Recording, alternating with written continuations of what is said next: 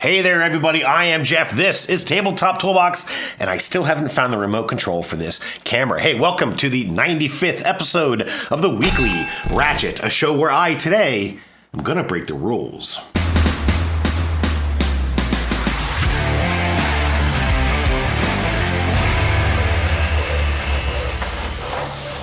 Hey there, everybody. Hope you had a fantastic week of getting to play some games with family and or friends. Welcome back to the Weekly Ratchet. My week's been a little iffy. I mentioned in the last episode I was going to be going down to Charlotte, North Carolina for some business. I was actually on the South Carolina side of that border, down in Rockville for some work. And if you haven't already been able to pick up here from my voice, I don't know if it was allergies or if I've actually had a cold, but I have just kind of been a little crummy feeling ever since the first full day down there. Tomorrow will be a full week of this. I've never really felt sick. A little tired over Saturday, but it was even then pretty brief. So yeah, I don't really know what's bugging me, but I'm going to try my best to get through this episode without a whole lot of hacking and wheezing and clearing my throat. If you see some oddly placed B-roll, well, you might know why. All right, so I'm going to break the rules of my show here just a little bit today. I mentioned 2 episodes ago that I was going to try and get away from the structure of games I bought, games I played. I was going to try and just split the games I played up across the 2 segments of the show. But I'm going to break that rule here a little bit because I can. And suck these down here on the floor. First, I want to show a little treat I got myself for my Charlotte trip. This is Cozy Stickerville. And I wanted to just kind of show this because it's kind of the little bit of a new hotness right now. This came out not that long ago. This is from Unexpected Games. It literally says a comfy co-op for 1 to 6 players. I actually sort of knew about this because when I ordered my tickets for PAX Unplugged last year, they came with a demo of this game. I have never seen that before, but it came with a little sheet and a little sheet of stickers and just a couple of cards, and you're supposed to kind of play through it. Now, of course, I then promptly moved, and I think I have the cards over here on my desk. I have no idea where the sticker sheets went to. I can't find any of it. But I've just kind of heard some decent things about this. I know it's very, very lightweight. It's basically a little town building game. You're placing stickers out on the board, kind of modifying, obviously, your area. You get actions that are going to come out either on those stickers or from cards.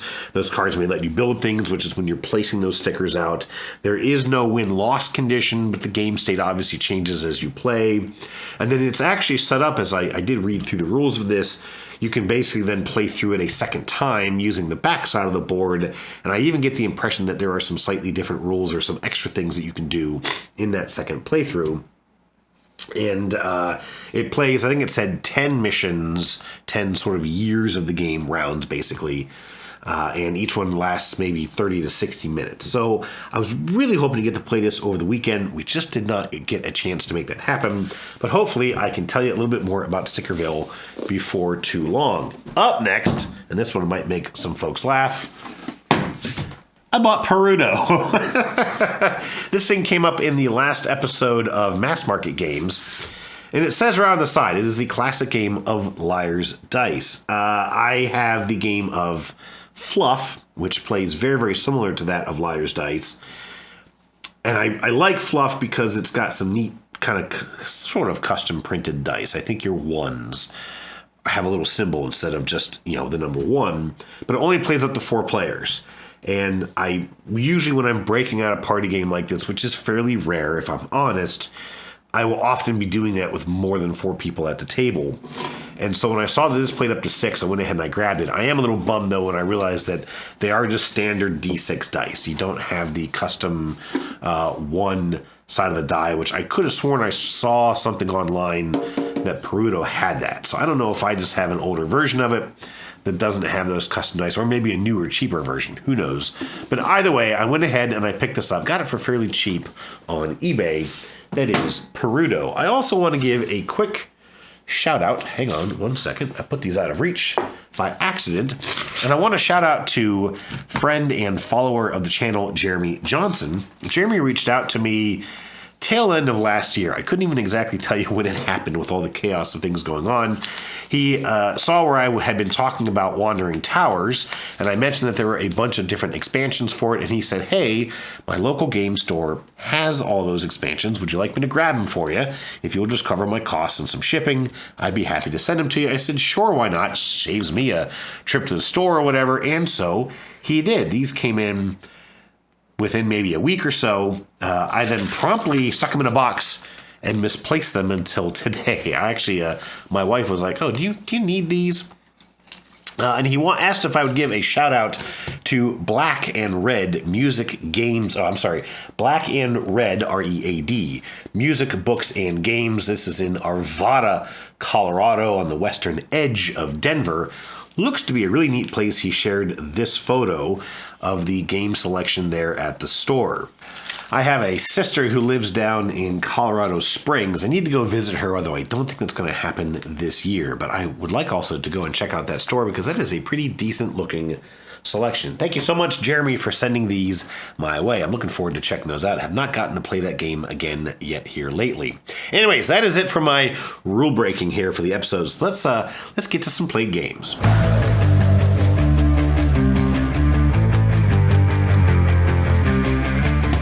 All right, just a couple of games here at the top of the show. Up first, I'm going to mention Aqua Garden. This is from Ukabakoya, same publisher behind games as Ostia and Sweetlands, which I've actually already gotten rid of my copy of Sweetlands.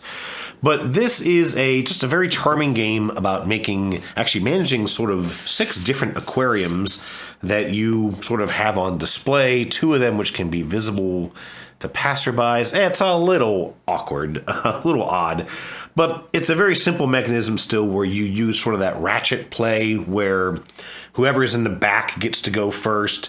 And so as you sort of ratchet forward along this board, you might get an opportunity where you can take more than one turn. If you're so far back that you can make a turn and you're still in the back, you can make another turn, etc., etc., etc. There's probably another name for that. I'm not really sure what it is, but just a nice game, with the only sort of limitation being that there's really not a lot to do in it. You're going around this board, you're collecting fish, you're putting the fish into these 6 aquariums you have on your player board. You have a sort of a maintenance worker, if you will, who moves in a circle around your own player board that can only put fish into a tank that they are next to. And there's a certain spot whenever you cross over, you're going to make some money. You make money based on the fish that are in the 2 tanks that are supposed to literally be visible from a street, and you're supposed to kind of be advertising certain types of fish in your aquarium, and so only the 2 fish in those tanks will score or give you money, I should say, based on a criteria that you get at the beginning of the game. And that's kind of it. I mean, you can also, you're trying to set up certain combinations of fish within the tanks. There are some specialty goals that you can be working towards. The first person to get them accomplished will get some, obviously a higher number of points, but also some specialty fish that they can actually drop anywhere in their 6 aquarium tanks at that moment, possibly even scoring other specialty objectives. So there is this little bit of a chain reaction you can have going for you, which does kind of favor the person who's doing better than, you know, their opponents at this game. And that definitely was the case between my daughter and I. I'm a little bit more used to sort of managing multiple fronts in a game like this. And so, you know, focusing on the show aquariums, if you will, focusing on those goals, focusing on some of the other scoring objectives of the game. I think I had almost twice the score of my daughter by the end of this. She really loves marine biology. I think I've talked about that before. And so, you know, she does like the theming of this. I probably just need to sit and sort of coach her a little bit more. I just need to give her more of these games to work through. I think she's still used to games where you're really kind of working towards a singular objective. And so these kinds of games still tend to be a little bit of a challenge for her to get her head around. Still a delightful game, though. The beachcombing expansion that was added onto this is okay. It adds even more things to manage. Doesn't really necessarily up the strategic value of the game all that much. It's still fairly lightweight, maybe medium to lightweight, but still a delightful game. Aqua Garden. Up next, I do want to make sure I cover, still very, very heavy game, Sovereign Fall of Wormwood. Now, I gushed about this game quite a bit over the past 2 years. and I'm not going to go into a lot of in-depth discussion on this, but this is basically a card battling game. This is from Damon Stay, is a designer, and his sort of project lead, Cassandra Chowdhury, and I had a ton of conversations on this game as they were working on it. I have done videos on the channel here about it. I did sort of a Kickstarter preview. I also was actually featured on their channel doing a playthrough on Tabletop Simulator, and I won that game. It was a ton of fun. This, like I said, it's a card battling game in this really kind of weird quasi alternate universe / futuristic, whatever you will, setting where society has sort of splintered off into these distinct sort of clans, and you're all trying to vie for supremacy by finding these echoes of the past civilization that sort of led to where you are today. If that makes any sense, it doesn't even entirely to me. But you're basically trying to get these echo cards played and scored in front of you. The default is 10 to win the game. You're going to have 20 of these in your deck, in everyone's deck. You're always going to have 20 of these in your deck to work with. And you can get them one or two ways. You can sort of research them in your forge, which only actually takes basically one turn.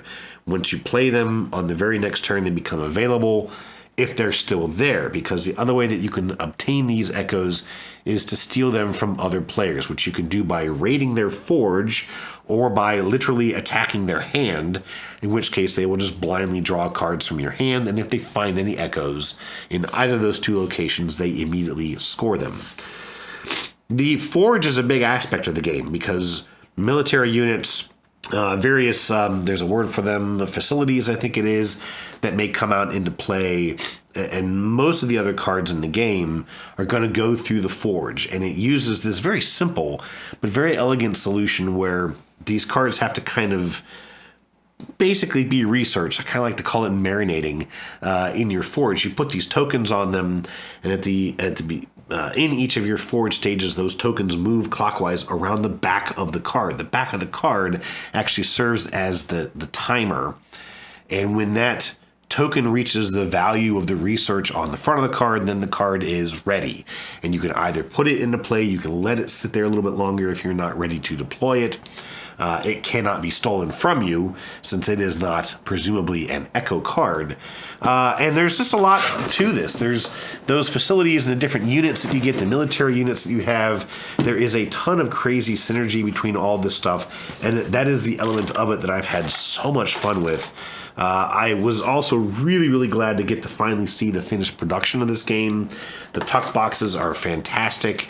The artwork on all this stuff is really nice. They did get custom sleeves made with that same forge timer track on the bottom. One of the biggest things I was looking forward to seeing were the civilian tokens, which come in two flavors. And I know you probably cannot see these at all on the screen, but you've got your gray kind of generic grunt worker, and then you've got your elite, I don't know what they're called actually off the top of my head, but the sort of gold-faced civilian. And you get the gold civilians each round. As they go to research various projects, they will come back as the grunt workers, basically kind of exhausted, if you will, unless they were researching an echo, in which case they come back in that gold standing.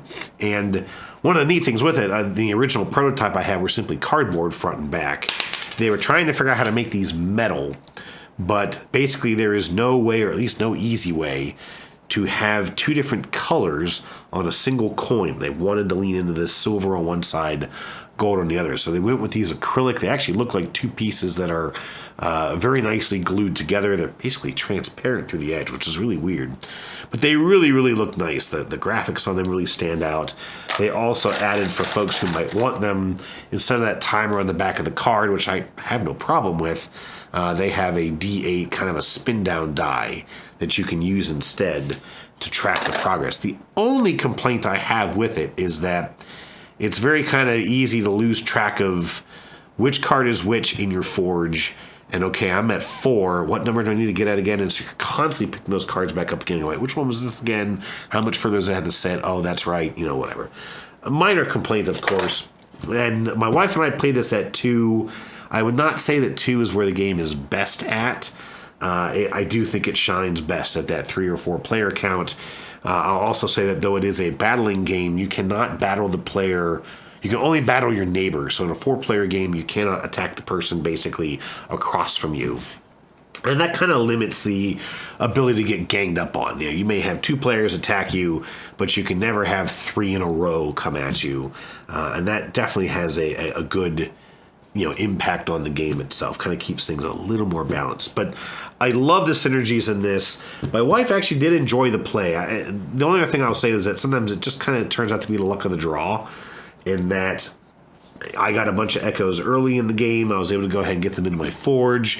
It took a couple extra turns for my wife to get a military in play, and I was able to get a bunch of echoes cycled through the forge at that, within that time frame. She went after my hand, I think, once or twice, and missed the echoes every time.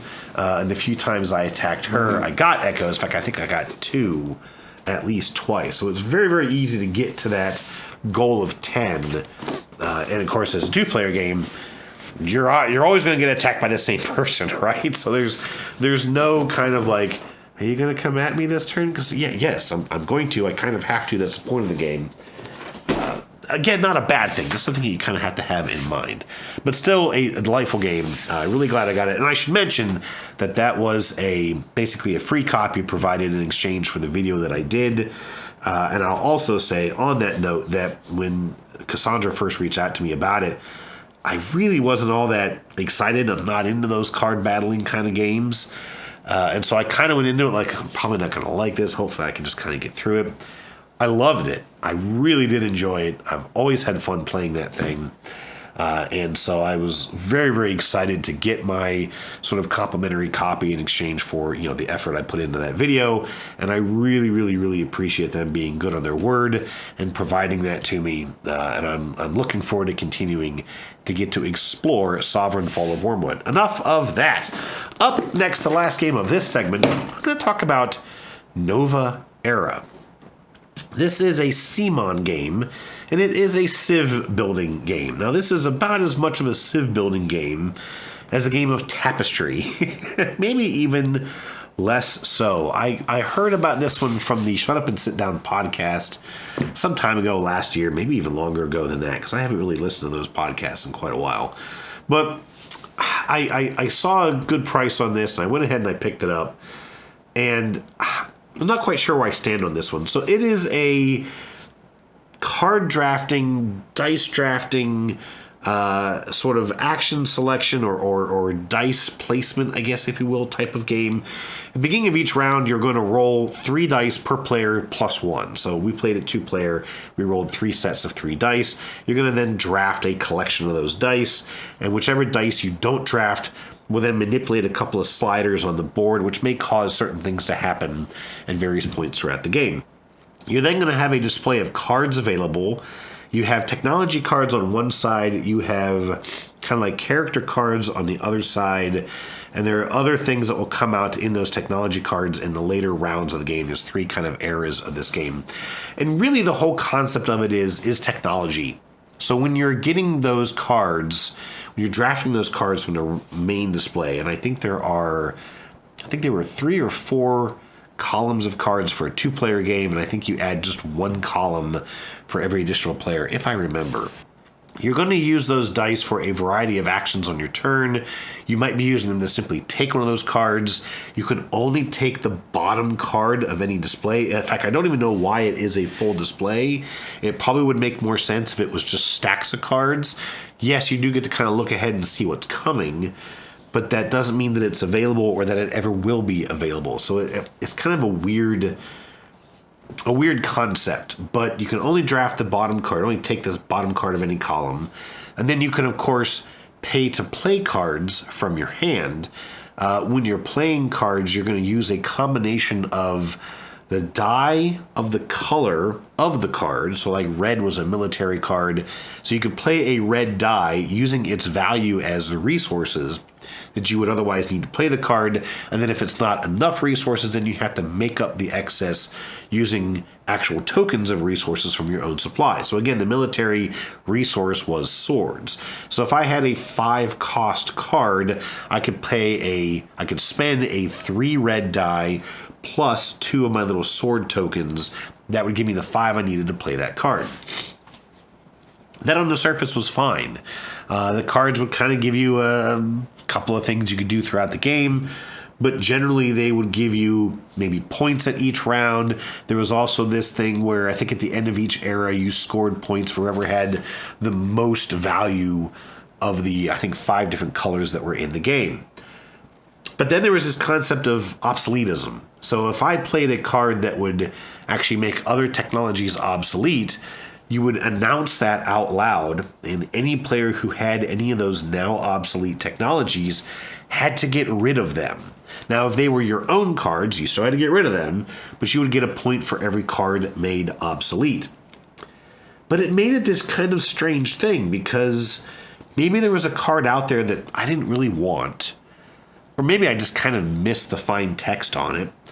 My wife would buy the card, she'd go ahead and get it played. She goes, okay, well, this makes your card obsolete. I was like, oh, okay, so I have to lose that card. Well, shit, that card was giving me some feature that maybe let me use one resource as something else, or maybe it gave me an extra resource when I did something.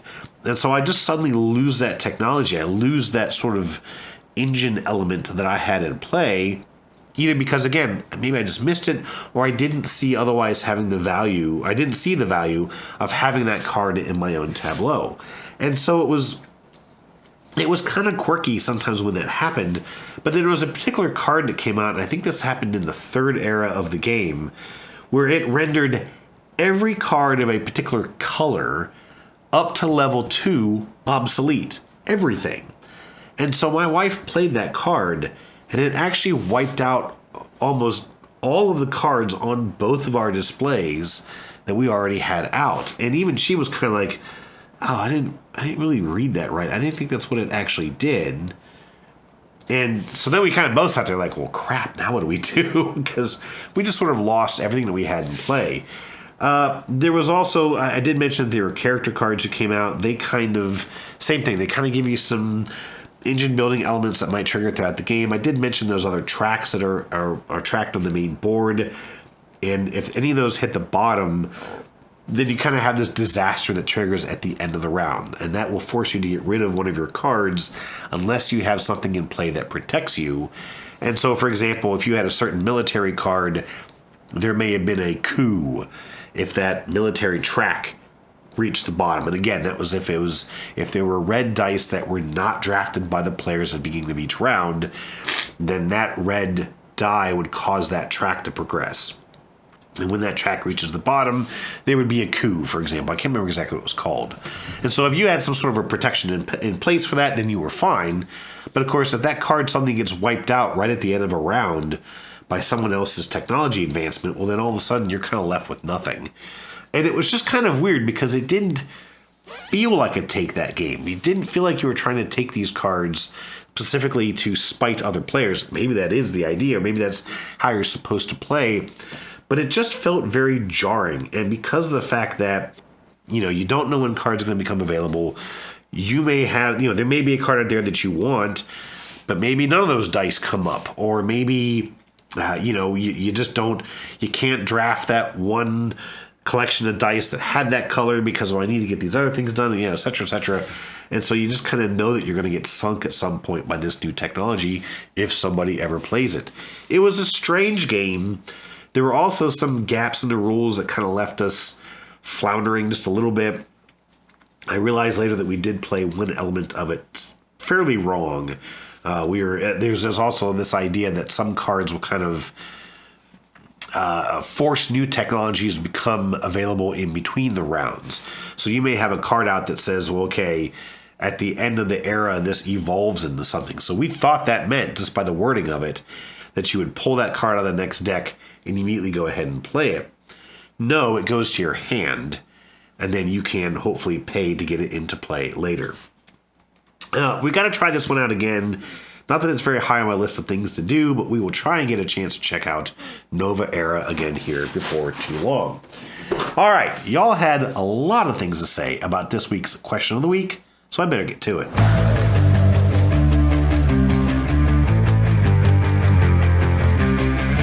All right, I made it 2 seconds after that last clip before I lost my lungs. All right, last week I asked you to tell me what you do with your expansion boxes, and as someone who recently moved, you have a good guess as to why this may have come up for me. So we have obviously basically 3 camps, right? Players who keep them, players who don't, and players who have other weird solutions. So up first was Jeremy Brooks, who said he simply kept his boxes, but may start to consolidate as he runs out of space. However, Agent83 said he has tried to keep his expansion boxes because he can't bring himself to throw them away, but as space continues to get tight, he fears they will eventually have to go. Kind of opposite sides of the same coin, right? It's kind of like a before and after. Hey, I got plenty of space. I'll hold on to them. Oh no, I'm out of space. What am I going to do now? Jeremy Johnson also has kept his expansion boxes, but mentions he doesn't have very many as he only tends to collect expansions that expand player count.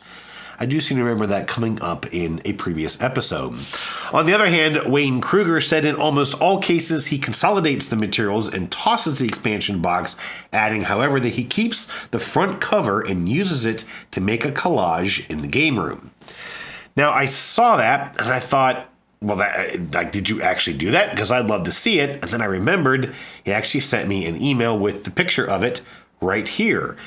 You can see the variety of boxes making this framed collage.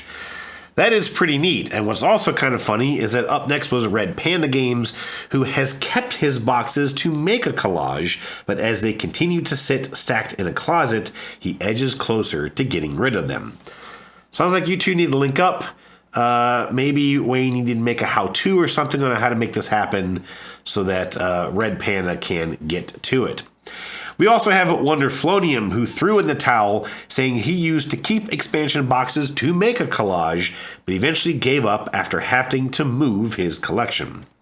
So I was surprised at how many times the word collage came up in the comments of the last episode. Now, this takes us to players who have not kept their boxes. Mark Benyon has had to move somewhat frequently, and so he always tries to compress his games, with World of Flames being an outlier. Yes, exactly. When you start moving and you realize you have a bunch of empty boxes sitting around, there's no sense in boxing an empty box, so they've got to go. Simulation Chris also tosses the boxes if the contents fit in the base box. He needs all the space he can get. Also, Tony Lawhorn said he used to store the expansion boxes in the garage, finally getting rid of them, only regretting it when he's wanted to sell an expansion and can't without the box. Now that made me think of a future question of the week. Have you ever sold just an expansion of a game? I think that's an interesting topic. Just Joe Blogs usually tosses the boxes unless the content doesn't fit in the base boxes, in which he sometimes engineers a solution by combining boxes together. I was going to use the term Frankensteining, but I kind of opted against it. It also reminds me of the Project L second Kickstarter run, whatever it was, where the expansion actually came in a larger box that the lid to the original box could fit on top of, so that you kind of got to keep a little bit of the previous components of the game, although that game came with so much trash that you had to just throw away that it really didn't make that much of a difference. D. Evergrace typically tosses the boxes unless they contain significant new components or gameplay elements. This kind of makes sense to me if you're keeping, there's a lot of stuff like this expansion maybe adds something very, very different to the game, so I'm going to kind of keep it in its own box, and that makes sense. But I have to wonder if that also kind of means that when you're finally getting that game out later, you're kind of going, oh, that's right, I had this whole other box. You know what, let's just leave it out and you may find that you just don't play it as much with that expansion. I don't know. I'm kind of curious what your experience might be with that. Lastly, we have some players with some very creative solutions. First was Teshra, who said he keeps expansion boxes for different uses, mainly to set aside content they don't typically use, like competitive content or components for more than 2 players. Now, I've certainly done like a bag of stuff in the game. If I know I'm going to typically play it 2-player, I might put the 3rd and 4th player stuff into a separate bag. Like games where you have a deck of cards and you have to pull out the cards for 3 or 4 players and not use them, I may stick those into a separate bag somewhere. But using a separate box, not a bad idea, especially if it does not fit in the base box. Rentless throws away any inserts and uses the boxes to store other board game materials like dice or even small prototype games that he has worked on. And see, I feel like that would confuse me. Like, okay, that box says this, but it's actually dice or something. Then again, I do know that I have a couple of just plain white boxes in my game room where I have put some of those like 3D printed components that I've made, and I can never remember what they are until I open them. So maybe it doesn't matter. And finally, there is Family Meeple, a first-time poster, who said expansion boxes get burned, literally. That is, however, of course, only if the content can fit into the base box. You monster. I personally am a fan of recycling stuff. I'm also reminded of Ty McDonald, who had said in the Legacy Games video that when they're done with a Legacy game, they burn them as kind of a bonfire party to celebrate the end of the game. So you're not the first person to set stuff on fire. I think Tom Vassel's also done that to a game or two in the past. Anyways, to each their own. I definitely consolidate games where I can, but I do think there's an element of the sort of rarity or value of the game that I also take into consideration. For example, I have the game Eminent Domain, which is out of print. It's kind of just, been abandoned more or less. Actually, it's from Tasty Minstrel Games, so the company itself is out of business. And it took quite a while for me to get the last expansion. I think it was called Oblivion. I could be wrong on that. But I finally got my hands on all the expansions, and everything does fit. It gets a little tight, but it all does fit in the base box. But I actually then stuffed all the boxes kind of into a corner somewhere, because if I ever do go to sell that game, I think it would be nice to have all the original expansion boxes, and then that way someone's able to get something that otherwise they probably could not get their hands on. And then, I guess if they want to try and sell them off individually, they could do that, whatever. There's also, and I thought about this as I was writing this up, the game of Canvas. Canvas from, I think that's Road to Infamy Games. They did a big box, like after the 3rd expansion, they did a big box version of Canvas, which I did just recently sell off. But I actually did sell the original boxes as well, because they were specifically made to be hung. They actually had a little punch hole in the back, just like a picture frame. And you could actually hang the boxes because they looked like works of art. And so I asked the buyer, I said, do you want just the big box, or do you want the other boxes as well if you want to hang them? Because they could actually be put side by side. They made a panoramic kind of an image. And he said, oh, yeah, that'd be great. So I was able to provide those as well. And sometimes I think, I don't know if that really adds value to the game. I kind of like to think that it does. I know that there are some folks who are such a collector that they kind of want everything that they could get their hands on. So there's probably some value to that, at least to the right buyers who might be willing to pony up just a couple extra bucks to buy some empty boxes. Hey, whatever floats your boat. That's it for Question of the Week. Let me tell you about some more games.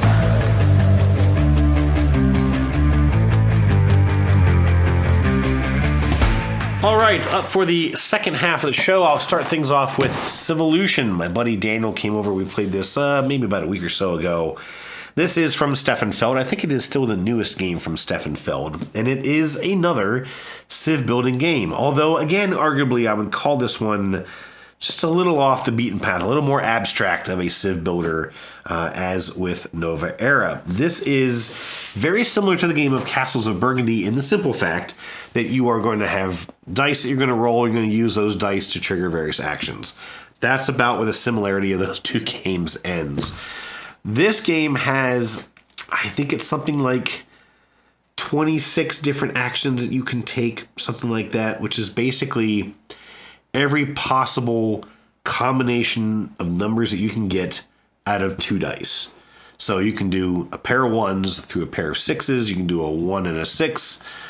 2 and a 5, 4 and a 5, 5 and a 6, whatever. Each one of those things triggers a different action. And you have this map in front of you of these, actually I think they're octagonal tiles if I recall, because they do kind of form a grid overall. There's kind of spaces in between them, but they're not, they're actually used for other things that are kind of discovered. I won't get into the super specifics on that, but these tiles have different environments on them. You've got like maybe plains. I think there might be desert or sand, something like that. There's water, there's mountainous, there's hills, there's like swamp or something like that. And then you've got forest, and you've got, again, the plains. And each one of those is going to generate one resource. So you've got 3 of each type of environment, 3 plains, 3 forests, and they might be next to each other. They might be kind of spread apart. It just kind of depends on how you want to set up the map. But there are 3 different types of resources for each of those environments. So I think it's a total of 15 different resources. The water does not count as its own resource. And so you're going to start off on this board. You're going to have basically the starting resources. I think it's papaya from the plains and wood, of course, from the forest.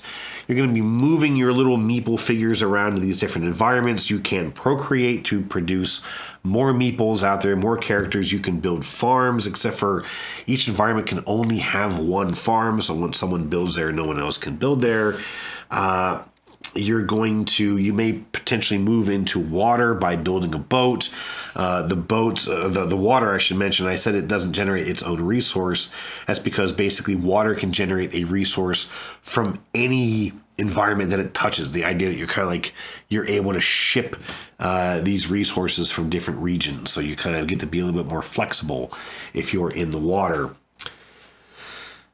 And there's so much more to this that I could talk about. You've got like different provinces or like sort of townships that you can build, but they don't get built in those environments. They actually get built on the little tiles that sit in between the environments, like I mentioned. And again, it sort of leads to this abstract aspect of this game. One of the main features of it, though, is that in front of you, you have this large console. I think it's literally called a console. And it's this kind of V-shaped cutout. You're going to have slots in it that you can install either tokens or cards. And there's a ton of rules around the placement of these things. But you got like 4 slots in the bottom row, 6 slots in the second row, 8, and so on. And as you're researching various technologies or things that are going to come out in these cards, again, kind of similar to Nova Era, you're going to be able to draft some of these cards. You can obtain them by taking those actions. You can tuck them into your console board by, again, taking actions. In this case, you're going to have to pay extra resources, either having things or paying things to get those cards tucked in your console. Some of them are going to give you ongoing abilities. Some of them are going to give you end-game scoring. They're usually going to give you instant rewards of some kind. Like a lot of games of this caliber, there are a ton of different tracks and such to manage. And there's just stuff everywhere. And one of the things about this as well is that you've got, I believe it's 4 eras to the game. And then you have, of course, this whole string of endgame scoring. And when you're setting up the game, you have these tokens. I think there are 8 or 9 of them. You put 4 of them into the scoring at the end of each era. You put another handful of them that modify the endgame scoring. And then the last one gets discarded. You don't use it. So every game is a little different in terms of basically what is important. Because obviously those end of era scoring, there might be one that says, okay, who is ever highest on this particular research track? Or who has the most of a certain type of card? Etc. Who has the most civilians? Or you're just going to get points for each one of your civilians currently in play on the board. And then when you get to endgame scoring, everything's basically worth 2 points a thing. The various tracks on the main board are worth 1 point per position on the track, and everything else is worth 2 points. Every one of your civilians, every one of those environments that you currently have a civilian on, a territory that you have presence in, all that's worth 2 points. But again, these little tokens that adjust the scoring are going to increase the value of those few things, not everything, just a few select things, by 1 point. So instead of 1 point per these various research tracks, you're going to get 2 points each. Instead of 2 points per civilian, you're going to get 3 points, etc., etc. What that means, of course, is that right from the very get-go, you know you've got various goals to try and work towards, but it also has a lot to do with that initial setup. And so, for example, we use sort of a simple setup where you get predetermined cards.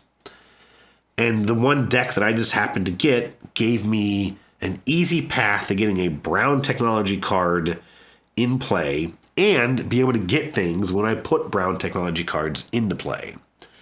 Well, the first goal for the era, the first era endgame, the first end era scoring was whoever had the most brown cards installed. So right off the get-go, I had a tremendous advantage to doing that and barely even had to focus on it. It just kind of fell into place for me. And so right off the get-go, I got an extra benefit for that. I got to tuck another brown card. That triggered something else for me. I got a whole bunch of extra points and just was able to kind of run away with it. So that was one thing. I just don't love games that right off the get-go say, play the game this way, this playthrough. Like, maybe you like this aspect of the game, but it's not going to score you points in this playthrough. You're going to have to go do something else. I don't love that. I want to be able to make that choice for myself, not have the game push me into it, especially in a way that might just make it easier for other players to do that simply based on the luck of the draw, even during the setup of the game. Also, of course, I cannot talk about a dice placement game without talking about the randomness of those dice, right?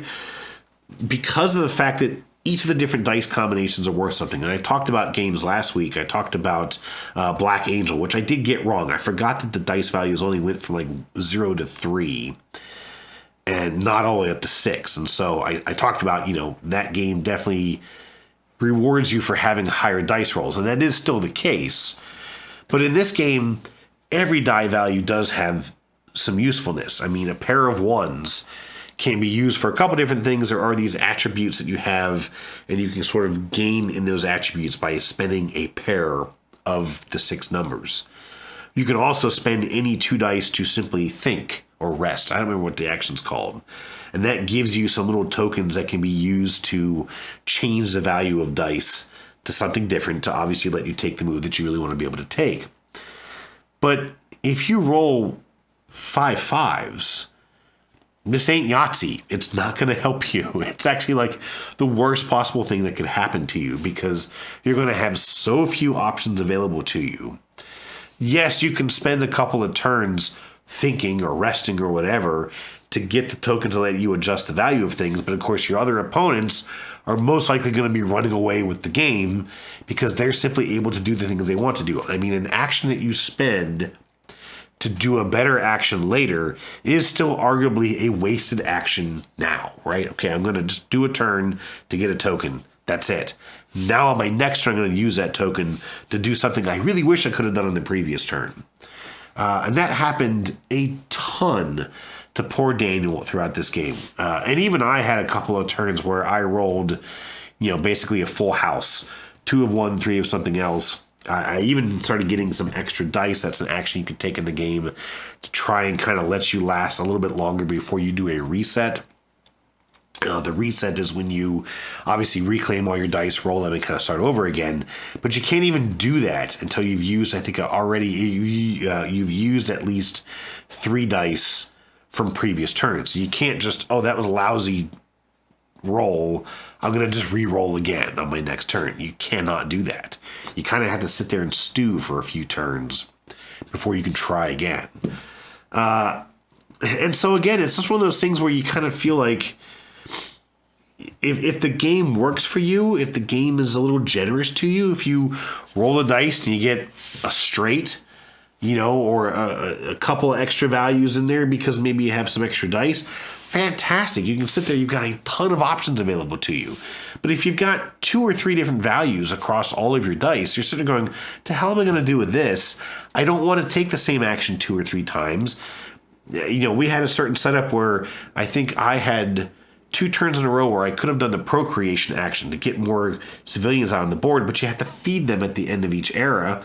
And so I'm just making more work for myself. Yeah, okay, I can pop out some more civilians, but I can't then take the action to feed those civilians, so I don't want to take that action at all And it just becomes really, really limiting in what you can do. And I don't know.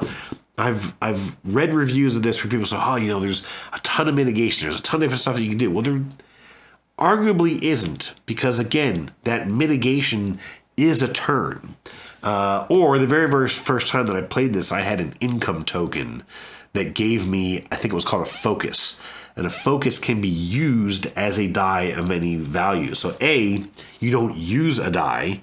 You just use one of these tokens, and B, it's anything you want it to be.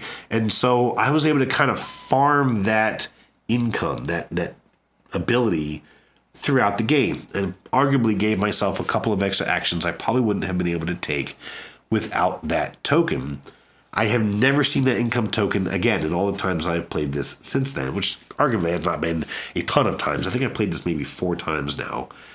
And I've just never seen that ability again. And so in the first play of this, I did feel like there was a lot of mitigation. And I've since realized that actually I don't really think that's true. I think I just got very lucky in that first playthrough of this. Anyways, I've rambled on a bit about this. I think we might try it one more time. Daniel almost hated this playthrough. And there were a couple turns when he was like, he's like, I really don't want to finish this game. He will, and he did, because I mean, he's a a genuine gamer, if you will, a good guy. But he was like, I'm hating this, and he said, if I roll this and I get no ones, I'm screwed in this game. And he did not get any ones. It was a bummer to kind of sit there and watch him suffer through this. And of course, a couple times he was like, "Oh shit, I forgot to do this. Can I kind of retroactively?" Yeah, absolutely, because I'm clobbering you in score, and I'd at least like you to have a little bit of fun playing this.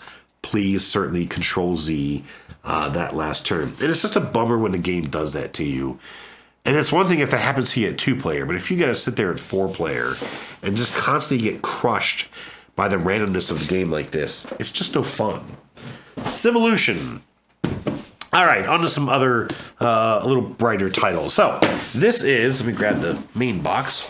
This is Windmill Valley, and this is the Blooming Sails expansion. I teased this one in the last episode. Windmill Valley is from Board and Dice, and I have not been silent about my general dislike of Board and Dice. I'm not really silent about a lot of my opinions when it comes to board games. But anyways, just a lot of the Board and Dice stuff has not appealed to me, and that might be a subject for a future review that I want to do, possibly even on this game. Anyways, Windmill Valley is this very, very big. It's a huge board.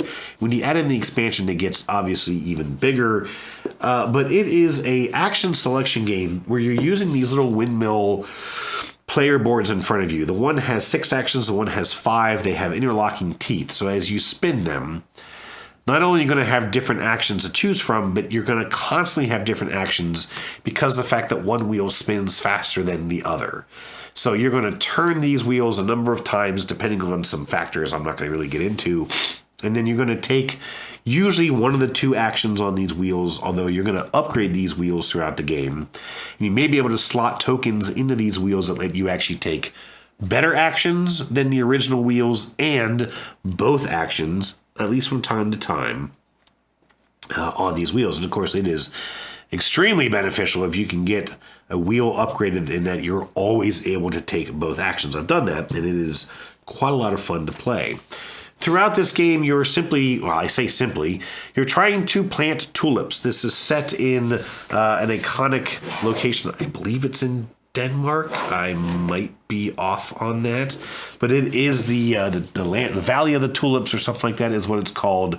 I've only ever seen photos of it, and it is gorgeous. But it is just this very, very flat, gorgeous scene with just acres and acres and acres and acres of tulips. And there are these windmills that are there, and they're actually they're functional to draw the water out of this flat land and sort of pump it out of the area so that these tulips don't drown, essentially. But you're trying to get tulips planted into an area of your player board. You'll probably see in these photos that I have these delightful 3D printed tulip tokens I got from MeepleSource.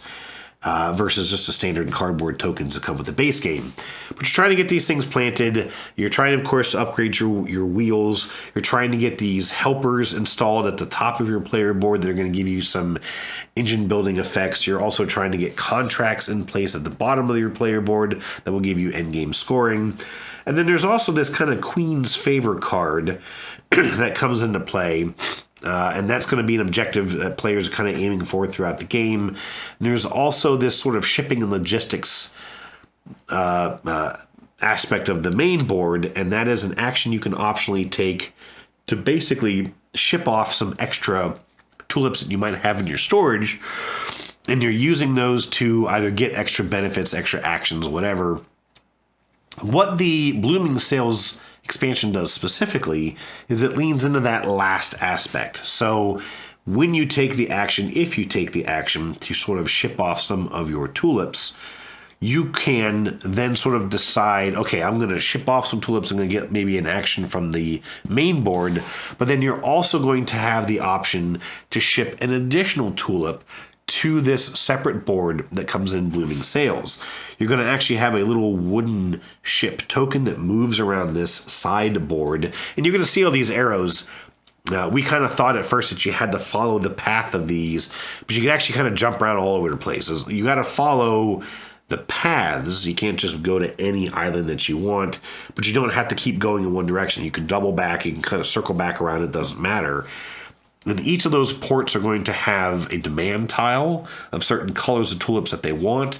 And if you manage to fulfill one of those demands, then it also shows the benefit you're going to get at the top of that tile. And so what it kind of does is it leans into a secondary action of the base game that was kind of, it felt a little tacked on. It was kind of like a, hey, I don't really have a good turn here in front of me, but oh, hey, if I take the shipping action, I can generate an action that maybe I couldn't easily take on my wheels right now, because a lot of this game is kind of like some of the actions are on the wheels, but then some of the other actions are going to trigger off the main board. And so maybe taking what seems like an inefficient play from your wheels turns into a very efficient play by triggering things out on the main board. And it is that chain reaction effect that I've often talked about absolutely loving in games that Windmill Valley absolutely lets you do. The only thing that I found with Blooming Sales was that, again, you can either sort of ignore the entire thing this expansion does, but if something that you do kind of forces you to lean into it, it then means that that action of doing the import, export, shipping, whatever it was, you basically have to do. And I'll explain. I actually got a contract relatively early in the game that said export one of every color of tulip, which meant, A, I had to be able to zip all around that board because you can only ship one tulip to each island. Once you have fulfilled an order, you cannot fulfill any remaining orders on that particular location. So I had to be very mobile with my ship, so I set my wheels up to do that.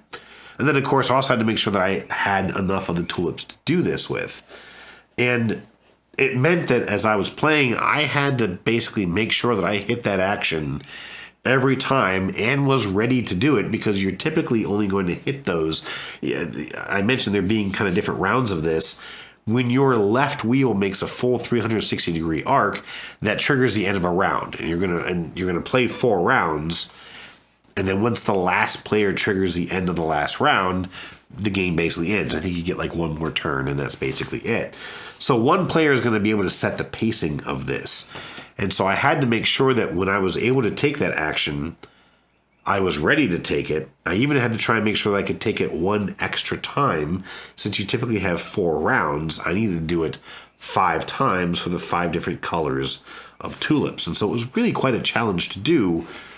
What I liked about the base game of Windmill Valley was that, again, you could kind of lean into the efficiency puzzle. You could kind of lean into that chain reaction. Like, okay, I want to build a tower, one of these windmills, but it's 3 or 4 actions away on my wheel. I don't want to wait to get to it on my wheel. Oh, but I see that if I do this, then that's going to give me a build a windmill action. Or maybe I can, upgrade my wheel so that my next action is going to let me do it, etc., etc. There's a couple different ways that you can sort of stumble into doing what you want to do. And I really like that. Whereas I felt with Blooming Sails, it sort of leaned harder into every action on the wheel being something that you really kind of had to do. And it kind of meant that I couldn't just sort of pick and choose, okay, I'm going to skip this action because maybe I don't need it. I want to go ahead and get to this action. No, I need to do every action of this game more rigorously than I did necessarily in the base game.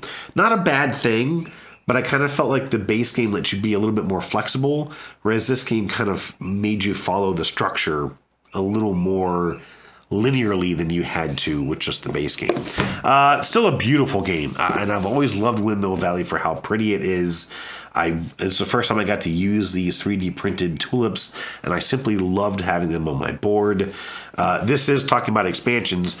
Everything does fit in the base box, but I only brought the lid up here because I have that thing packed to the gills. I don't think I could fit one more tile into that box, and I've even had to take out the little trays that I had with the cardboard tulips. They just don't fit in the box anymore.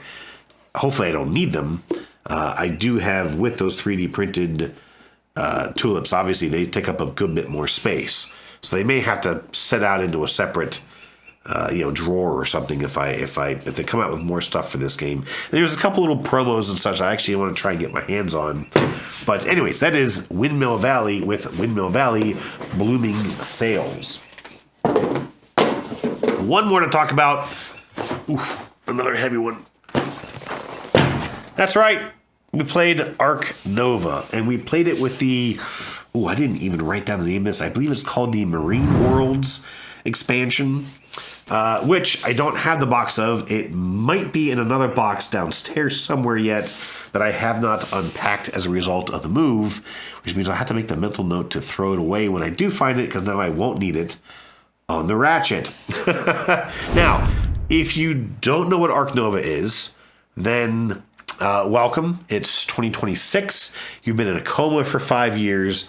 This game came out in 2021, and it is currently number 2 on Board Game Geek, just after Brass Birmingham. And I believe that happened because Tom Vassell of the Dice Tower gave this game a perfect 10. Now, do I think this game is worth a 10? No. Do I think it's the second best game of all the games ever made? Also, no. Do I think it's better than Brass Birmingham? I do. I do not understand why Brass Birmingham is number 1, but that's a conversation for another day. This is a game about managing a zoo. I am not going to go into super depth detail of how it plays. The main element, which I don't know if it came from this particular game, but the game of Civilization A New Dawn did the same thing, where you have a row of cards beneath your player board. They sit in slots numbered 1 to 5. Civilization New Dawn had 2 1s, and then 2, 3, 4, 5. So you had 6 cards in that game. You would pick a card which gave you an action to take. You would take the action at the value of the slot that card was currently in. So if it was all the way to the right, you would take it with a strength of 5. If it was on the left, you would only be able to take it with a value of 1. And I even want to say that with Civilization New Dawn, you could not take the leftmost 1. You had to at least take the right of the 1 value. And then after you took the action, you would slide that card to the very left, shifting all the cards in between to the right 1 space. Ideally, of course, you want to try and set yourself up in a way that you're always taking the strongest actions, but sometimes maybe you needed to take something a little out of turn. And so one thing that Ark Nova added was these X tokens. I don't know if I have any pictures of these in my images here, but the X tokens you could spend to increase the value of an action. So you could spend 2 X tokens on a level 3 card to take it at the strength of a level 5. Civilization New Dawn didn't do that.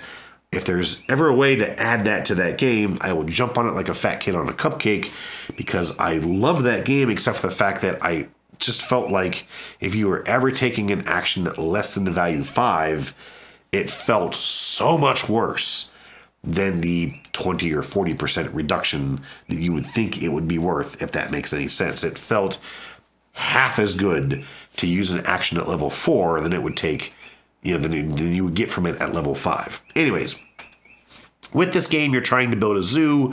You're trying to increase the appeal of your zoo by getting animals into play, and having different things that people can visit in that zoo. But you're also trying to get conservation points by engaging in conservation projects, which might require you to have, animals of a certain species or animals from a certain, country of origin, that kind of a thing. You could also do partnerships with other imaginary, but other zoos. You could do partnerships with universities to get various research credits, etc. And there's just, again, a lot going on in this game. Now, the Marine expansion, besides, of course, adding even more cards to a game that has a deck of cards unsleeved about that high on the table. So it added a bunch of marine cards. It added a couple new aquarium features that you could put into your zoo, and requirements for them have to be near water features on the map, which I didn't really think made a lot of sense. To build an aquarium in your zoo, you had to put it next to a body of water on the zoo, which kind of seemed to imply that, you're going to pump water from a nearby lake to fill your aquarium? That, of course, doesn't make any sense. You'd have to do all kinds of water treatment, etc., etc. I thought that was kind of ridiculous, especially given the shapes of these aquariums. It kind of made it very rigorous on where you could put these things. I didn't really care for that. But it also does add a couple of new concepts to the game. So one of those things being that I talked about having different species of animals, or having a bunch of animals of the same species. There is a lot of emphasis on tags and tokens in this game, much like Terraforming Mars. But sometimes you'd be sitting there going, okay, I need one more gorilla card so I can play this gorilla card, and it's going to set all this stuff in motion for me. Well, if you couldn't get one, you just had to keep trying to go through the deck to get cards, and it was just often tedious to find something that you really needed. Meanwhile, someone else is looking for something, and there's 3 of them on the board, and they just take any one they want. And so it was often very frustrating. So they added this feature where certain cards, obviously you can't just do this whenever you want, but certain cards will let you kind of search through the deck. You got to basically just keep taking cards off the top of the deck until you found what you wanted, and I think everything else gets tucked in the bottom of the deck or something like that. And that was kind of nice, except for that I think only once did we ever actually trigger that ability in our playthrough of this. And even then, at the time, we didn't even need that particular feature. We weren't trying to find a particular card to put it into play. Still, there was a new research token that came out that was kind of nice.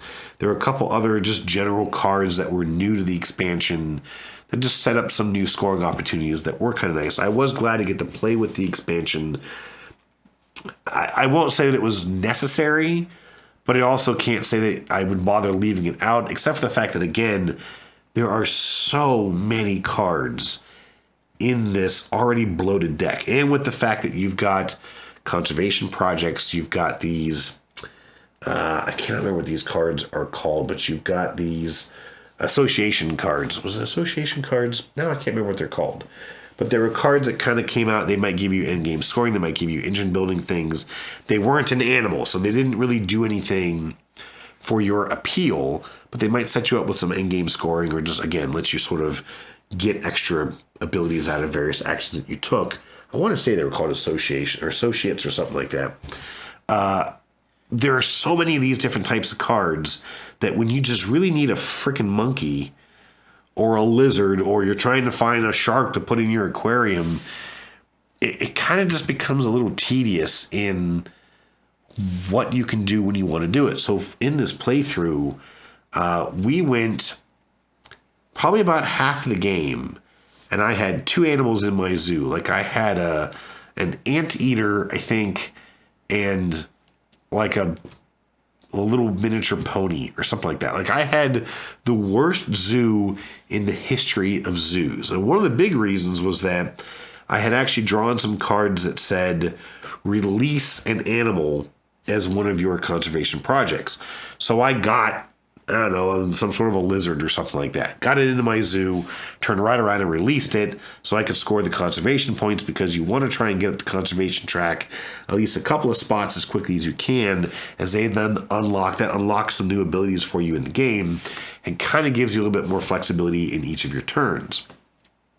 I then got another card that I think said release a monkey or something like that. And same thing, I got an animal, I got it into my zoo, just turn around and release it. That then knocks you back down these scoring tracks. I was way behind in this game. And I kept drawing all of these cards that, again, they gave me endgame scoring, they gave me engine building abilities, a lot of endgame scoring, things like, okay, have all of your partnerships filled, have all of your research projects filled, have a certain number of a certain type of tag, which I usually avoid, except for these weren't animal tags. These were have so many science tags. Those are generally easier to come by than a specific type of animal. And it was even kind of funny because as we were coming into the end game, Daniel had, 60, 70 appeal to his zoo, and I had like 18. I mean, I was way behind. I was a little ahead in my conservation points, but not very much. And if you don't know, the way that this game scores is that you have these two different tracks, but they literally meet each other as they wrap around the board. And so at the moment that your conservation points and your appeal points meet or pass each other, you trigger the end of the game, and you don't even get another turn. Like, once you trigger it, you're done for the game. Everyone else gets one more turn to try and, cross as well. And then you're going to do endgame scoring. You're going to look at the difference between your two markers, assuming they have passed each other, and that will be your score. So if you have, 80 appeal points and 16 conservation points, they score at a different rate than the appeal points. Your endgame score might be 2, because it's just the difference in these two positions that equates to your score. So Daniel was coming up on crossing, and I had about, 15 points before I even crossed. And I was like, I don't think I'm going to make this. But what I didn't realize was that I had a ton of endgame scoring, including conservation points, which again are worth like 3 or so appeal points. And so after all of the endgame scoring, I had crossed and then some, and ended up winning this game by just 1 point. I still only had like maybe 6 animals in my whole zoo. He had a whole slew of stuff in his zoo, but I had a ton of these associates doing a bunch of extra stuff for me at the end of the game that I hadn't really quite considered. It was great to revisit this, and it was really kind of one of those photo finishes that made the game a lot of fun, because I didn't think I had a snowball's chance, and I was okay with it. I'd had a fun time playing it, but I really thought I was going to get crushed, and so winning by a single point was a huge surprise, and it definitely was just a big surprise, and I had a lot of fun with Ark Nova and I think it's called Marine Worlds expansion. Folks, that is it for episode number 95. Real quick, there will not be an episode next week. This week, my daughter is performing in the High School Musical Junior musical in middle school. And so we've got late night rehearsals all this week. In fact, I need to get downstairs and start working on dinner for the family, and we'll have performances all this weekend. So I'm not going to get to play any games this week, so I'm just going to go ahead and assume that there won't be an episode in the next week. Also, as you can probably tell, I need something to drink. So, real quick question for next week. Has one of your games ever been completely destroyed? Share your personal story of woe, and I look forward to hearing some of these. Folks, I will see you again in 2 weeks, most likely. Until then, have fun gaming, and cheers.